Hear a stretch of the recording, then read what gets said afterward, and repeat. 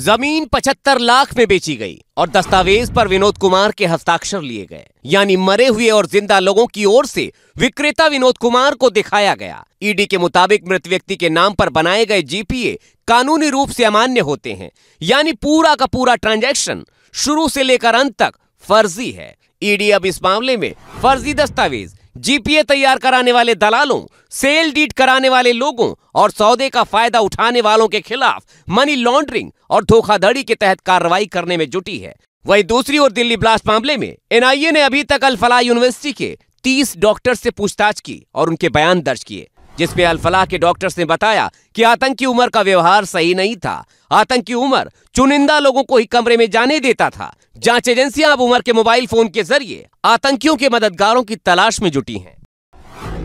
जमीन 75 लाख में बेची गई और दस्तावेज पर विनोद कुमार के हस्ताक्षर लिए गए, यानी मरे हुए और जिंदा लोगों की ओर से विक्रेता विनोद कुमार को दिखाया गया। ईडी के मुताबिक मृत व्यक्ति के नाम पर बनाए गए जीपीए कानूनी रूप से अमान्य होते हैं, यानी पूरा का पूरा ट्रांजैक्शन शुरू से लेकर अंत तक फर्जी है। ईडी अब इस मामले में फर्जी दस्तावेज, जीपीए तैयार कराने वाले दलालों, सेल डीड कराने वाले लोगों और सौदे का फायदा उठाने वालों के खिलाफ मनी लॉन्ड्रिंग और धोखाधड़ी के तहत कार्रवाई करने में जुटी है। वहीं दूसरी ओर दिल्ली ब्लास्ट मामले में एनआईए ने अभी तक अल फलाह यूनिवर्सिटी के 30 डॉक्टर से पूछताछ की और उनके बयान दर्ज किए, जिसमें अल फलाह के डॉक्टर्स ने बताया कि आतंकी उमर का व्यवहार सही नहीं था। आतंकी उमर चुनिंदा लोगों को ही कमरे में जाने देता था। जांच एजेंसियां अब उमर के मोबाइल फोन के जरिए आतंकियों के मददगारों की तलाश में जुटी हैं।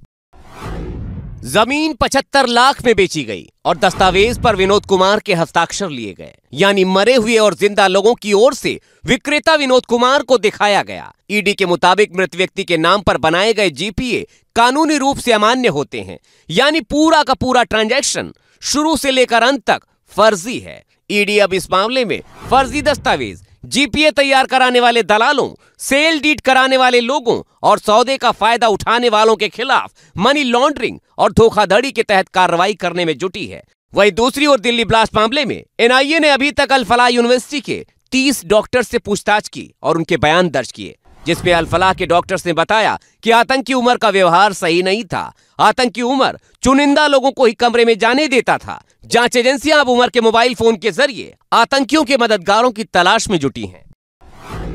जमीन 75 लाख में बेची गई और दस्तावेज पर विनोद कुमार के हस्ताक्षर लिए गए, यानी मरे हुए और जिंदा लोगों की ओर से विक्रेता विनोद कुमार को दिखाया गया। ईडी के मुताबिक मृत व्यक्ति के नाम पर बनाए गए जीपीए कानूनी रूप से अमान्य होते हैं, यानी पूरा का पूरा ट्रांजैक्शन शुरू से लेकर अंत तक फर्जी है। ईडी अब इस मामले में फर्जी दस्तावेज, जीपीए तैयार कराने वाले दलालों, सेल डीड कराने वाले लोगों और सौदे का फायदा उठाने वालों के खिलाफ मनी लॉन्ड्रिंग और धोखाधड़ी के तहत कार्रवाई करने में जुटी है। वहीं दूसरी ओर दिल्ली ब्लास्ट मामले में एनआईए ने अभी तक अल फलाह यूनिवर्सिटी के 30 डॉक्टर से पूछताछ की और उनके बयान दर्ज किए, जिसमें अल फलाह के डॉक्टर्स ने बताया कि आतंकी उमर का व्यवहार सही नहीं था।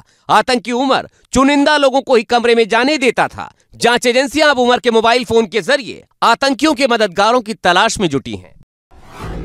जमीन 75 लाख में बेची गई और दस्तावेज पर विनोद कुमार के हस्ताक्षर लिए गए, यानी मरे हुए और जिंदा लोगों की ओर से विक्रेता विनोद कुमार को दिखाया गया। ईडी के मुताबिक मृत व्यक्ति के नाम पर बनाए गए जीपीए कानूनी रूप से अमान्य होते हैं, यानी पूरा का पूरा ट्रांजैक्शन शुरू से लेकर अंत तक फर्जी है। ईडी अब इस मामले में फर्जी दस्तावेज, जीपीए तैयार कराने वाले दलालों, सेल डीड कराने वाले लोगों और सौदे का फायदा उठाने वालों के खिलाफ मनी लॉन्ड्रिंग और धोखाधड़ी के तहत कार्रवाई करने में जुटी है। वहीं दूसरी ओर दिल्ली ब्लास्ट मामले में एनआईए ने अभी तक अल फलाह यूनिवर्सिटी के 30 डॉक्टर से पूछताछ की और उनके बयान दर्ज किए, जिसमें अल फलाह के डॉक्टर्स ने बताया कि आतंकी उमर का व्यवहार सही नहीं था। आतंकी उमर चुनिंदा लोगों को ही कमरे में जाने देता था। जांच एजेंसियां अब उमर के मोबाइल फोन के जरिए आतंकियों के मददगारों की तलाश में जुटी हैं।